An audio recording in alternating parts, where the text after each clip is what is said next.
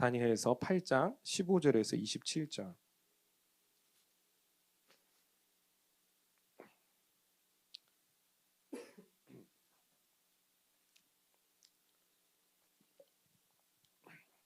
저 여러분들이 한 절씩 교도가 읽도록 하겠습니다.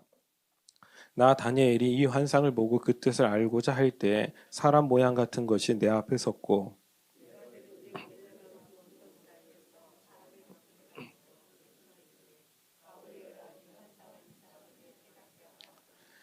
그가 내가 선 곳으로 나왔는데 그가 나올 때 내가 두려워서 얼굴을 땅에 대고 엎드리며 그가 내게 이르되 인자야 깨달아 알라 이 환상은 정한 때 끝에 관한 것이니라.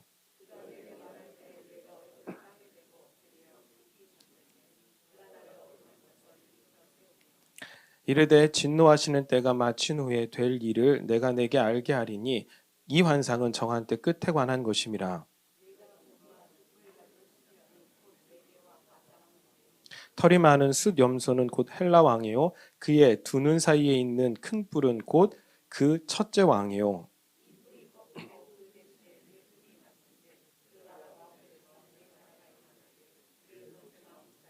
이 네 나라 마지막 때에 반역자들이 가득할 즈음에 한 왕이 일어나리니 그 얼굴은 뻔뻔하며 속임수에 능하며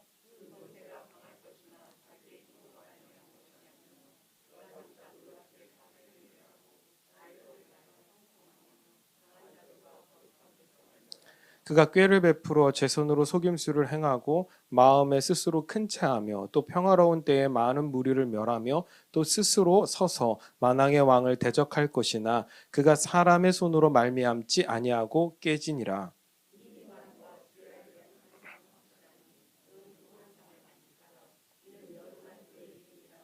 다시 읽겠습니다. 이에 나 다니엘이 지쳐서 여러 날 앓다가 일어나서 왕의 일을 보았느니라.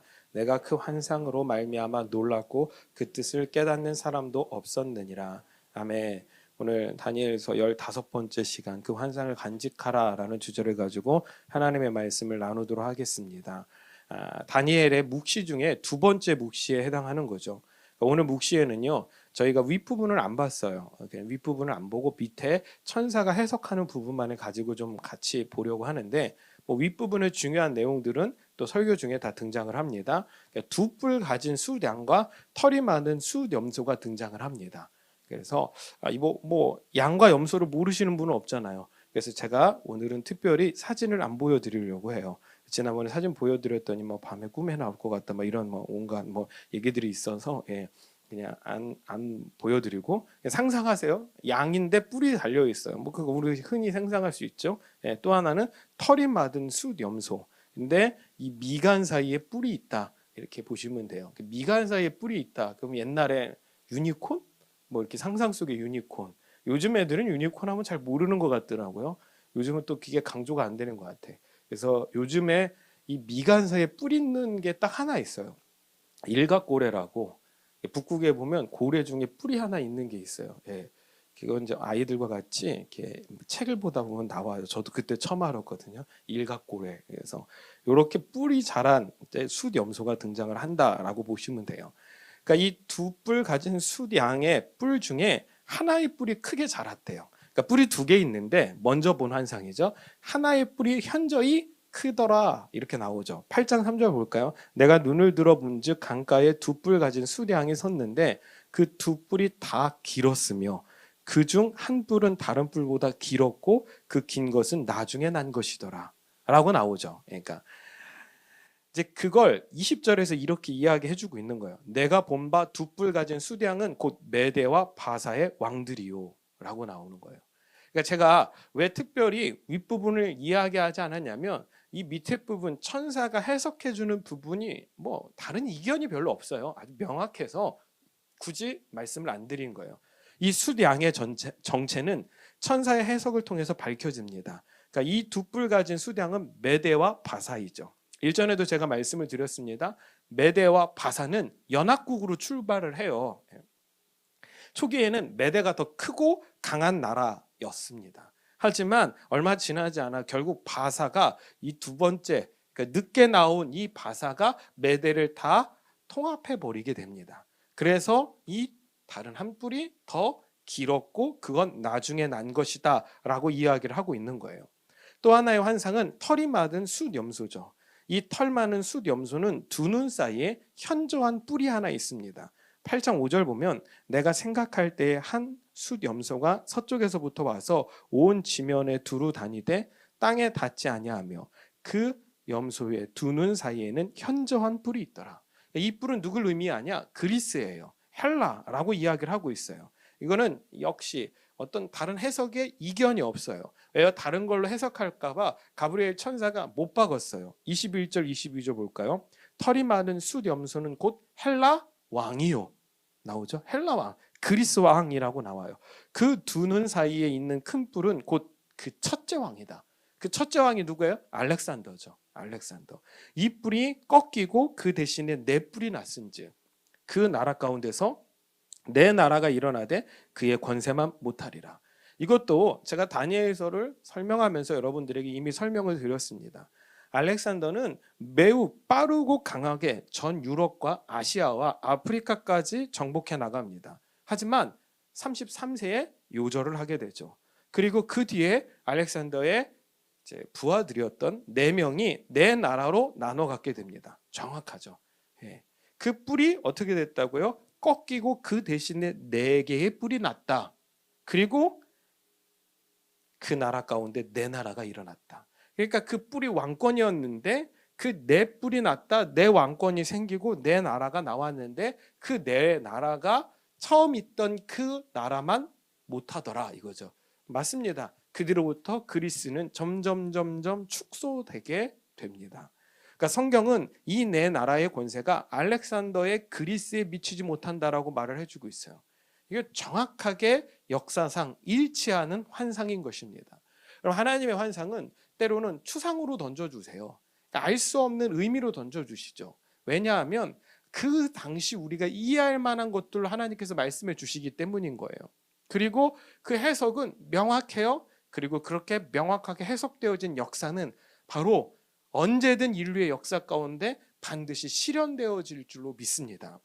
왜요? 하나님께서 계획하시고 하나님께서 이끌어 가시는 역사이기 때문인 거죠. 하지만 이 환상에서 가장 중요한 것은 수량이 뭐냐, 숫염소가 뭐냐가 아닙니다. 오늘 환상 중에서 그 4뿔 중에 하나의 뿔에 나온 작은 뿔에 집중을 하는 거예요. 자, 8장 9절에서 12절을 볼까요? 그중 한 뿔에서, 그러니까 4개의 뿔 중에서 또 작은 뿔 하나가 나와요. 이해되셨죠? 네. 남쪽과 동쪽과 또 영화로운 땅을 향하여 심히 커지더니 그것이 하늘 군대를 미칠 만큼 커져서 그 군대와 별들 중에 몇을 땅에 떨어뜨리고 그것들을 짓밟고 또 스스로 높아져서 군대의 주제를 대적하며 그에게 매일 드리는 제사를 없애버렸고 그의 성소를 헐었으며 그의 악으로 말미암아 백성이 매일 드리는 제사가 넘긴 바 되었고 그것이 또 진리를 땅에 던지며 자의로 행하여 형통하였더라. 그러니까 4개의 뿔 중에 하나의 작은 뿔이 나왔다. 이거는 아주 명백히 셀로우코스의 안티코스 4세를 말하는 것입니다. 왜냐하면 인류 역사상 예수님께서 오시기 전에 유대인들, 이스라엘 민족들을 가장 괴롭게 했고 유대 종교를 가장 심하게 핍박했던 사람이 안티오코스 4세이기 때문입니다. 일전에도 말씀드렸듯이 그는 절기를 무너뜨렸고요. 예. 또 하나님의 성소를 없애버렸어요. 하나님 앞에 예배드리고 제사드리는 것들을 못하게 아주 심한 핍박들을 일으켰다라고 이야기를 하고 있어요. 물론 이런 것들을 계기로 유대에서는 혁명이 일어나요. 그걸 마카비 혁명이라고 하거든요. 그러니까 성경에는 안 나와요. 왜냐하면 이게 신구약 중간사에 해당되니까. 말라기 이후에 그리스가 등장을 하는 거예요. 예수님 오시기 전에. 그리고 그 사이에 안티오코스 4세가 등장을 하고 그 안티오코스 4세의 폭정과 그리고 종교 탄압으로 인하여 유대 종교인들 그리고 유대인들이 반란을 일으켜요. 그 중심에 마카비가 서요. 그리고 그 마카비가 구테타 전술을 통하여 혁명을 일으킵니다. 그러니까 마카비는 쉽게 말해서 우리나라로 말하면 짱돌 이런 거예요. 그러니까 제대로 된 군대, 제대로 된 무기로 싸운 게 아니라 그냥 돌격대처럼 게릴라 전술을 통하여 이 마카비가 혁명을 일으켜요. 근데 이 혁명이요 먹혀 들어가요. 그래서 유대는 잠시 그리스로부터 독립한 지위를 획득하게 돼요. 그리고 그때 하스모니안 왕조가 탄생을 해요. 복잡하죠. 예? 우리나라 지금 근현대사도 잘 모르는데 그냥 뭐 알아두시라고, 이걸 외우시라고는 안 해요. 그리고 성경에도 안 나오니까 나중에 천국 가서 시험 보실 때도 안 등장해요. 그러니까 하스모니안 왕조가 등장을 해요. 그때 무슨 일이 일어나냐? 하스모니안 왕조가 중요한 게 아니라 그때 어떤 일이 벌어지냐면, 야, 우리가 다시는 우리의 성소를 짓밟히지 않고 우리의 절기를 빼앗기지 않고 우리가 이 율법을 지키기 위하여 이 율법을 철두철미하게 지켜나가자. 그래서 바리새인들이 등장하는 거예요. 이때 사두개인들이 등장하고 유대 여러 종파들이 등장하기 시작해요. 그리고 그게 언제까지 가요? 예수님 때까지 가는 거예요. 그러니까 예수 그리스도가, 그러니까 하나님께서 율법을 주셨는데 그 율법의 의미가 점점 퇴색해 오다가 이 마카비 혁명이 이후로 하스모니안 왕조가 등장해서 이걸 뭐요? 그냥 생활의 규범화, 규례화한 거예요. 그리고 우리가 이걸 지켜내면 메시아가 올 거고, 이걸 지켜내기만 하면 나라를 빼앗기지 않을 거야. 이걸 지켜내기만 하면 우리는 구원을 얻을 거야라는 사상으로 발전되어 갔다라는 거죠. 그래서 이 마카비 혁명은 되게 중요한 것이고 하스모니안 왕조도 되게 중요해요. 근데 이런 것들을 촉발시킨 사람이 누구냐? 안티오코스 4세예요. 그럼 우리도 그러지 않을까요? 우리가 계시록에 보면 에베소 교회가 등장하잖아요. 에베소 교회를 향하여 하나님께서 주신 마음이 뭐예요? 야, 니네가 진리를 지키기 위하여 아주 철두철미하게, 그리고 피 흘리기까지 싸운 거 내가 알아. 말씀하시잖아요. 그 공로 인정해. 그런데 그 진리를 지키기 위하여 끊임없이 이성을 발달시켜서 뭐 한 거예요? 진리와 논리로 싸우다 보니까 결국 그들이 뭘 잃어버려요? 첫사랑을 잃어버린 거예요. 첫사랑. 이들도 마찬가지라고 생각해요. 저는 하스모니아 왕조에서 처음 바리새인들, 사두개인들이 등장했을 때 그들이 처음부터 이런 행동을 통하여 무언가 이룰 거야, 이것이 나의 의의가 될 거야, 이것이 나의 자랑이 될 거야라고 생각했을 거라는 생각은 안 들어요. 그런데 그 뒤로 갈수록 뭐만 남아요? 행위만 남는 거예요. 그리고 그 본질의 의미는 퇴색되어 가는 거죠. 어찌되었던 그 모든 문제를 촉발시킨 것이 안티오코스 4세였고, 이 안티오코스 4세는 아주 끊임없이 주님의 백성들, 하나님의 자녀들을 괴롭혔다라는 것입니다. 그런데 이 작은 뿔, 곧 안티오코스 4세에 대한 천사의 해석을 봅시다. 23절 24절입니다. 이 내 나라 마지막 때에 반역자들이 가득할 즈음에 한 왕이 일어나니 그 얼굴은 뭐라고요? 뻔뻔하대요. 그리고 속임수에 능하대요.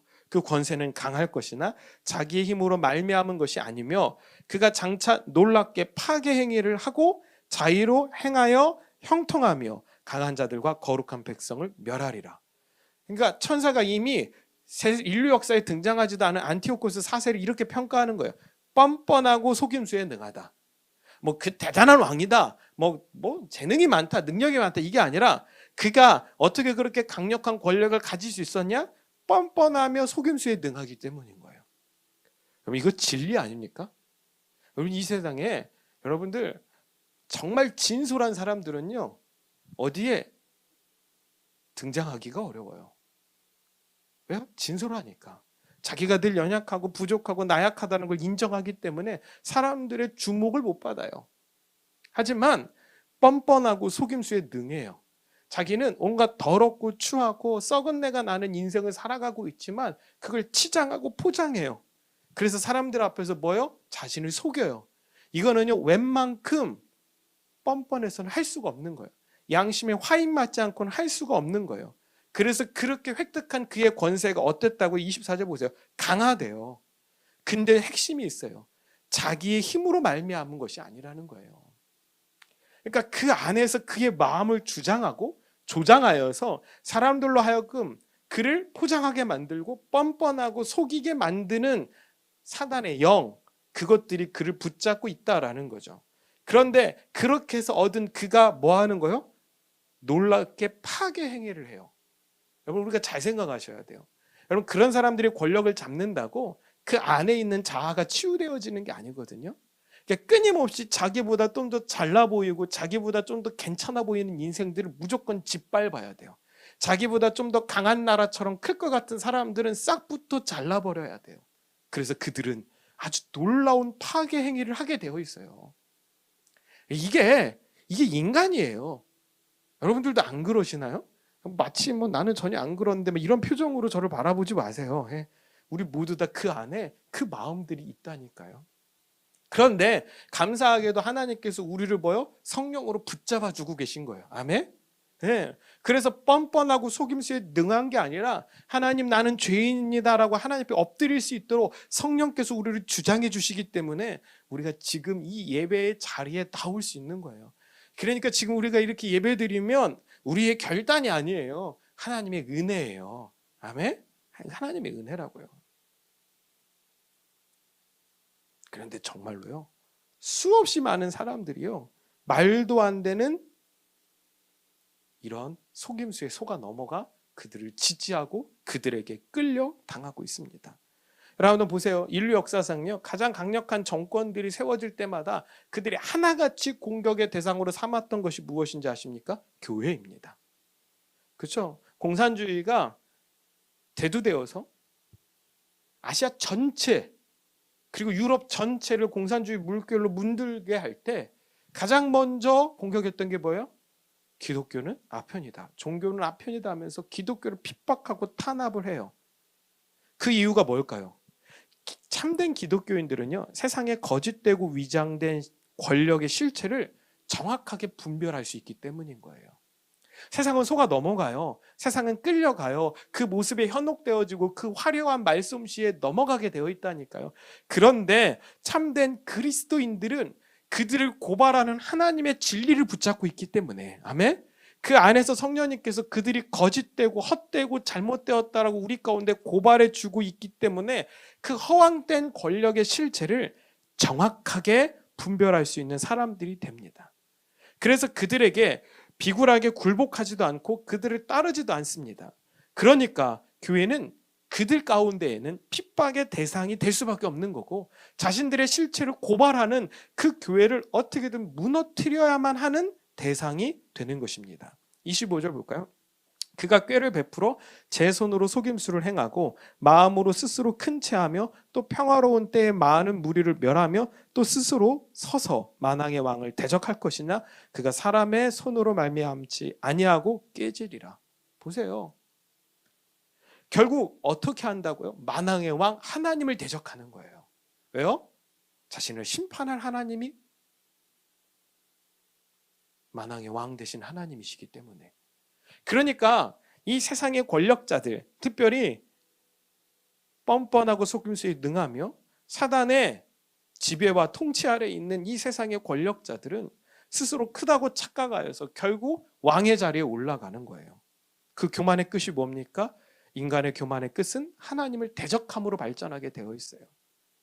안티오코스 4세 역시 그래서 하나님을 공격할 뿐만 아니라 하나님의 백성들, 하나님께 드리는 예배를 방해하고 있는 거예요. 왜요? 그들이 하나님 앞에 나아가 자신들의 추악함의 실체를 이스라엘 백성들이 깨닫게 될까 봐. 그게 너무나도 두려운 거죠. 그래서 결국 하나님 앞에 예배하지 못하는 천인 공노할 짓들을 행하게 되는 것입니다. 여러분들 그리스도인 개인을 핍박하는 것과 국가에서 드려지는 예배를 법으로 막는 것은 차원이 다른 것입니다. 한 사람을 하나님께로부터 멀어지게 하는 것도 너무나도 큰 죄악이지만 민족을 하나님께 나아가지 못하게 하는 것은 가히 상상하기 힘든 죄악인 거죠.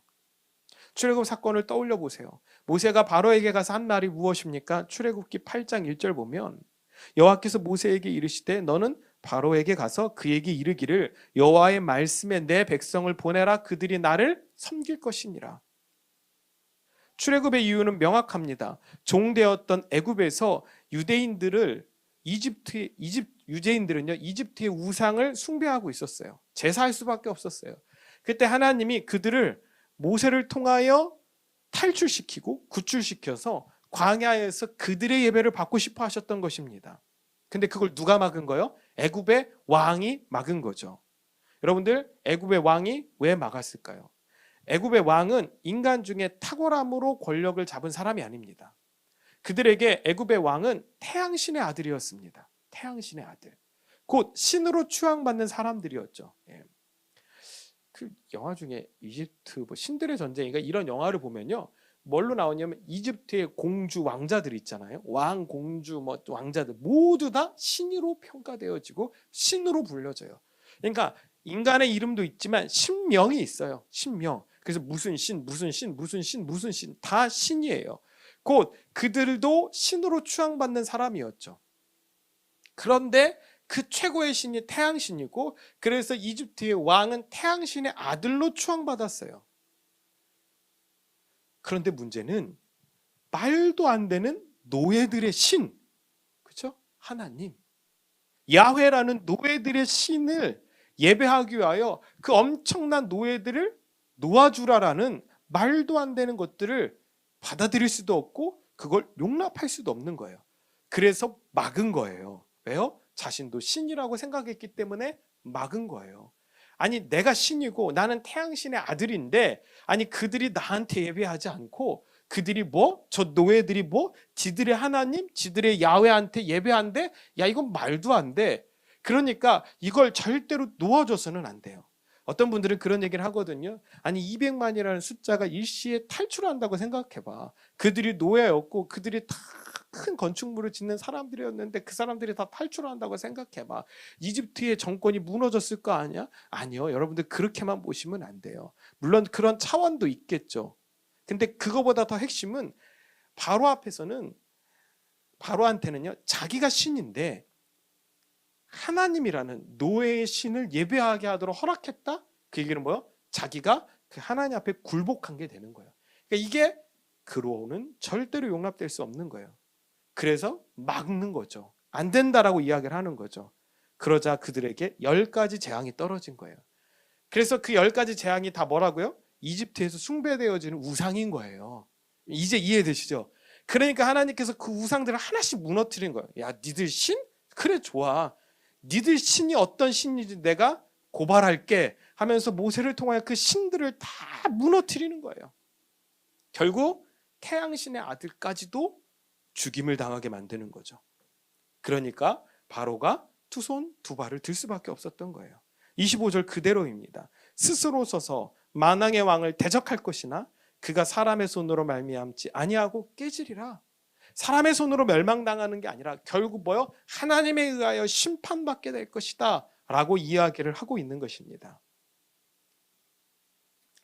오늘 여기까지가 다니엘이 본 두 번째 환상의 내용입니다. 하지만 저는 이 8장에서 환상의 내용보다 환상이 임하고 계시가 깨달아지는 과정에 더 집중하고 싶다는 생각이 들었습니다. 15, 16절 볼까요? 나 다니엘이 이 환상을 보고 그 뜻을 알고자 할 때 사람 모양 같은 것이 내 앞에 섰고 내가 들은즉 을레강 두 언덕 사이에서 사람의 목소리가 있어 외쳐 이르되 가브리엘아 이 환상을 이 사람에게 깨닫게 하라 하더니, 그러니까 15, 16절에 사람 모양 같은 것, 사람의 목소리, 그리고 가브리엘 천사가 등장하여 환상의 의미를 깨닫게 해주고 있습니다. 이런 현상들은 매우 명확하고 분명한 모습들로 생생하게 다니엘에게 등장하고 보여지고 있는 것이죠. 하지만 이런 현상들은 매우 초월적인 현상들입니다.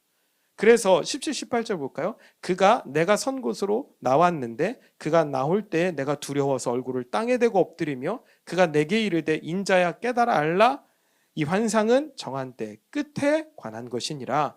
그가 내게 말할 때 내가 얼굴을 땅에 대고 엎드려 깊이 잠들매 그가 나를 어루만져서 일으켜 세우며. 그러니까 다니엘은 매우 두려운 마음이 들었습니다. 자신이 하나님을 보고 있다고 생각했기 때문인 거죠. 아주 명확하고 분명한 정말로 초월적 어떤 실체를 보고 있는 거예요. 그러니까 내가 하나님을 보고 있구나. 그러니까 이 유대인들은 하나님을 보면 죽는다라는 마음들이 있기 때문에 그래서 얼굴을 땅에 대고 엎드리고 있었던 것입니다. 그때 가브리엘이 이야기를 하는 거죠. 그럼 가브리엘은 하나님의 사람이라는 뜻을 가진 천사입니다. 그래서 하나님의 좋은 소식들을 전달해주는 천사로 등장하죠. 누가복음 1장 19절에 보면 천사가 대답하여 이르되 나는 하나님 앞에 서 있는 가브리엘이라 이렇게 나오죠. 이 좋은 소식, 그러니까 굿뉴스, 복음이죠. 왜요? 메시아가 이 땅에 오신다라는 메시지를 가브리엘이 처음 마리아에게 전달하고 있는 거예요. 내게 말하고 보내심을 받았노라 라고 이야기를 하고 있죠. 그러니까 이 강력한 초월의 환상을 가브리엘이 전달하고 있는데, 그 가브리엘을 통하여 그 메시지들이 전달되어질 때 다니엘의 모습은 얼굴을 땅에 대고 엎드리고, 또 18절 보면 깊이 잠들었다라고 이야기를 하고 있어요. 제가 무엇을 이야기하고 싶냐면요, 여러분들, 하나님의 계시와 환상이 임하는 것은 그냥 결코 쉬운 일이 아닙니다. 그러니까 많은 집회들을 참석해서 저도 기도도 받고 임파테이션, 기름 부으심을 공급받기도 하고 하나님께서 주시는 임재에 들어간 적도 있습니다. 근데 그 임재 속에서 진짜 편안하고 좋거든요. 그런데 그 시간이 지나고 나면 육체적으로 때로는 극도로 피곤하고 힘들었던 것들을 경험했던 적이 참 많이 있습니다. 반대로 제가 집회를 진행하며 안수 기도를 하면 거의 그 다음날 일어나기 힘들 정도로 괴롭고 힘든 육체의 고통들을 경험한 적이 참 많이 있습니다. 저는 안수를 할 때도 힘을 주지 않아요. 힘들어서. 그리고 세게 뭐 이렇게 누르지도 않아요. 그냥 머리에 살짝 얹어요. 저는 늘 여러분들을 배려해서 안수할 때도 이분 머리 스타일이 망가지면 안 되지, 이런 마음으로 저는 살살 해요. 그럼에도 불구하고 어떤 이 영적인 통로로서 하나님 앞에 쓰임 받는다는 이게요, 결코 쉬운 일이 아니에요. 왜요? 저는 힘을 주진 않았지만 하나님께서는 저를 통해 영적인 일들을 행하시고 계시기 때문에 그것들이 저한테는 되게 힘들고 육체적인 괴로움으로 나타날 때들이 참 많아요. 저희가 캠프를 하면 캠프를 진행만 해도 힘든데, 이럴 때 막 기도 사역까지 진행을 하면 정말로 진이 빠지는 경우들이 있거든요.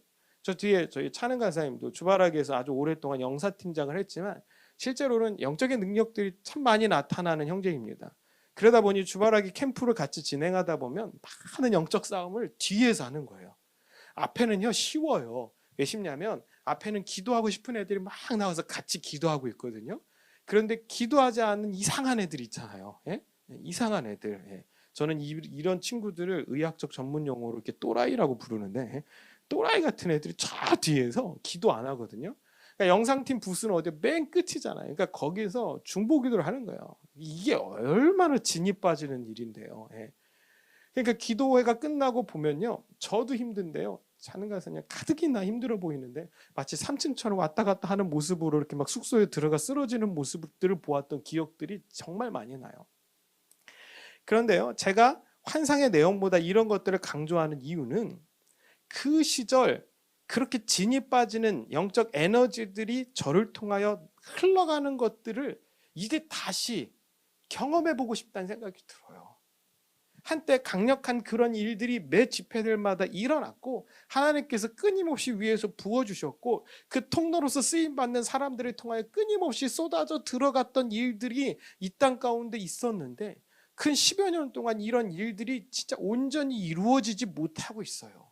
전 이게 안타까운 거예요. 환상의 내용이 뭐냐? 아니, 그 환상은 각자에게 주시는 게 다를 거 아니에요. 그러니까 이렇게 해석하면 돼요. 정 안 되면 저에게 물어오시고 또 같이 고민하고 해석해 나가면 돼요. 근데 중요한 건 다니엘이 본 환상을 우리가 지금 분석하고 해석하는 게 중요한 게 아니라 우리에게 그런 하나님의 환상된 분들, 계시의 분들이 열려지기를 소망한다는 거죠. 아멘? 그 일들이 일어나야 된다라는 거예요. 그냥 육체적, 그냥 교회 안에서 뭔가 열심히 하고 분주했기 때문에 정말로 오는 육체의 피로가 아니라 우리가 영적인 일들이 이 교회 안에서 생산해내고 하나님의 통로로서 쓰임받아서 영적인 일들의 행함을 통해서 오는 그 육체적 피로들이 좀 한번 느껴봤으면 좋겠다는 생각이 들어요. 이것들이 강력하게 일어나는 교회가 되길 소망하는 마음들이 우리 안에서 강하게 일어나고 정말로 제 안에서 강하게 일어나게 되길 간절히 소망합니다. 여러분, 영적 현상은 진짜 중요해요. 여러분들, 영적 현상은 우리가 반드시 누려야 된다니까요. 제가 금요일 날 기도회 때도 말씀드렸죠. 제가 아이패드를 놓고 하는데 제가 막 기도하는데 시옷 발음이 쉬리로 들리나 봐요. 얘가 또 반응을 해요. 근데 제가 막 그때 얘가 반응하는지도 모르고 계속 기도했더니 얘가 이렇게 답글을 적어놨어요. 얘가 뭐라고 적어놨냐면, 신앙은, 인간은 신앙을 갖고 있지만 저는 신기술을 가지고 있을 뿐입니다. 제가 믿음, 신앙 막 이런 얘기를 했더니 자기도 당황했나 그렇게 답변을 하더라고요. 그러니까 신앙은 인간의 것. 우리만이 하나님을 믿을 수 있고 예배할 수 있고 우리만이 영적인 초월을 경험할 수 있다니까요. 아멘? 정확해요. 과학은 우리에게 던져주는 게 영적인 우리의 갈증을 해결해 주지 못해요. 과학은 신기술, 신문물을 줄 뿐이에요. 아니 그걸 쉬려도 알고 있는데 이 과학도 인정하고 있는데 정말로 하나님의 자녀인 우리, 하나님의 형상을 받은 우리가 그것들을 인정하지 않고 자꾸만 이 성경, 하나님의 말씀을 뭔가 초월적인 하나님의 계시로 받는 것이 아니라 새로운 학문, 새로운 지식의 영역 체계로 자꾸만 받아들이려는 경우들이 너무나도 많다니까요. 종교 행위는 반드시 체험으로 발전되어 가야 돼요. 아멘? 그때 하나님이 나를 통하여 일하시고 하나님께서 여전히 말씀하시고 계시하시고 하나님께서 말씀하시고 계시하는 것들이 이 땅 가운데 안 나타나는 것이 아니라 허상이 아니라 반드시 실제가 되어서 나타나는구나를 우리가 볼 수 있는 거예요. 그때마다 우리는 더 확신하게 되고 더 하나님의 나라들을 꿈꾸고 소망하게 될 줄로 믿습니다. 26절 볼까요? 이미 말한 바 주야에 대한 환상은 확실하니 너는 그 환상을 간직하라. 이는 여러 날 후에 일이라 하더라. 아멘? 뭐라고요? 확실하다는 거예요. 확실하다는 거. 너 그 환상 간직하고 있어 라고 성경이 이야기하고 있어요. 이 일은 반드시 일어나. 그리고 그리스도에 가서 그 일들이 실제화되는 거예요.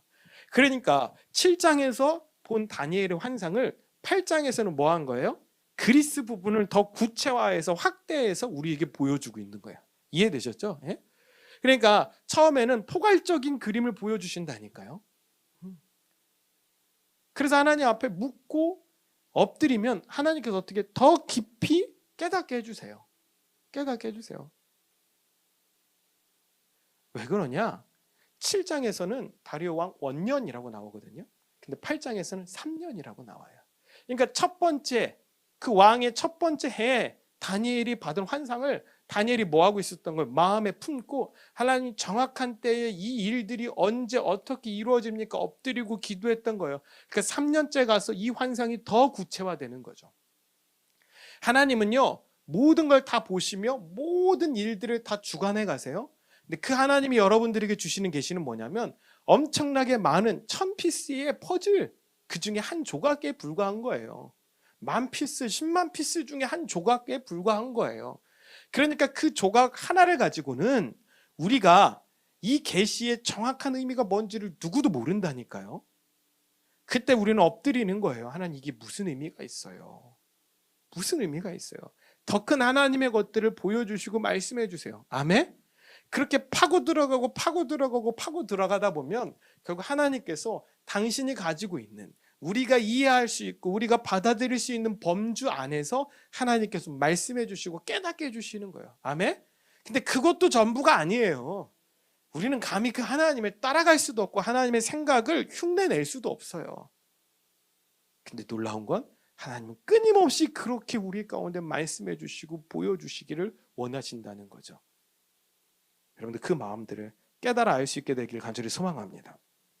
예전에 어떤 분이 그런 이야기를 저한테 묻더라고요. 자기가 어떤 모임에 참석했는데 그 목사님이 몇 년 몇 월 며칠에 우리나라에 전쟁이 발생한다라고 얘기를 했대요. 그래서 목사님 어떻게 생각하냐고. 그래서 제가 이야기를 했어요. 저한테는 말씀 안 하시던데요. 근데 이분이 그 목사님 예언이 강하고 뭐 능하고 막 설명을 하세요. 그래서 제가 이런 말씀을 드렸어요. 한 민족의 전쟁이 일어난다는 것은 결코 작은 사건이 아니고 한 개인의 사건이 아니고 이거는 큰 사건입니다.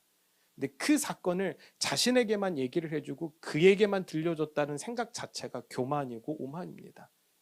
만약 그 전쟁을 하나님께서 준비시켜야 되고 그 전쟁의 때에 대해서 누군가에게 말씀하셔야 된다면 그것을 확증하기 위하여 더 많은 사람들에게 말씀하시고 보여주실 것이 분명합니다. 저는 확신합니다. 만일 하나님께서 이 나라 가운데 그렇게 큰 환란의 때가 오게 하신다면 그 전에 분명히 저에게 말씀하실 거라고 저는 믿습니다. 우리는 자꾸 누군가의 계시에만 의존하려고 해요. 그러지 마세요. 그럼 끌려당해요. 왜요? 때로는 그 누군가가 하나님의 사람일 수도 있지만 때로는 그 누군가가 안티오코스 4세처럼 뻔뻔하고 속임수에 능한 사람일 수도 있거든요. 우리는 하나님께서 우리에게 주시는 계시들을 받아낼 수 있는 사람들이 돼야 될 줄로 믿습니다. 아멘. 그러면 저에게 준 게 10만 피스 중에 하나일 수 있어요. 근데 여러분들도 그 피스를 하나씩 하나씩 받으면 적어도 우리끼리라도 맞춰보면 무언가 그림이 나오지 않을까요? 교회는 그렇게 만들어 가지는 거예요. 교회는 그렇게 모여서 사랑의 떡을 나누고 그냥 교제하고 웃고 즐기는 공동체가 아니라 교회는 그렇게 하나님을 예배하고 하나님께서 보여주시는 환상들을 통하여 하나님의 나라를 완성해가며 하나님의 뜻을 분별해 나가는 게 주님의 교회인들로 믿습니다. 그런 놀라운 영적인 그런 협업들이 우리 안에서 일어나게 되길 간절히 소망합니다. 우리 마지막 27절 한번 보겠습니다. 이에 나 다니엘이 지쳐서 여러 날 앓다가 일어나서 왕의 일을 보았느니라. 내가 그 환상으로 말미암아 놀랐고 그 뜻을 깨닫는 사람도 없었느니라. 다니엘이 뭐래요? 그 환상 보고 여러 날 알아두었대요. 알아두었대. 이거 하나님의 계시가 이런 거예요. 예. 임재를 경험한다는 게 이와 같다니까요. 알아누울 정도예요. 아픈 거예요. 예. 그렇다고 이렇게 내가 육신이 수시니까 하나님 이렇게 이러지 마시고 정확하게 하나님의 계시가 임하는 거 결코 쉬운 일이 아니지만 감히 우리 육체를 가지고 있는 유한한 인생에 감당하기 어려운 일이지만 그래도 한 번쯤 아니 우리 인생을 통해 이 계시들이 늘 경험되어지는 것들은 너무나도 중요합니다. 아멘. 그것들을 통하여 하나님의 뜻을 알 수 있게 되길 간절히 소망합니다. 하나님께서 많은 것들로 우리 가운데 보여주게 되는 그런 주님의 교회 되길 간절히 소망합니다. 아멘. 우리 시간에 좀 같이 찬양하며 하나님 앞에 예물 드리고 우리 기도하기 원합니다.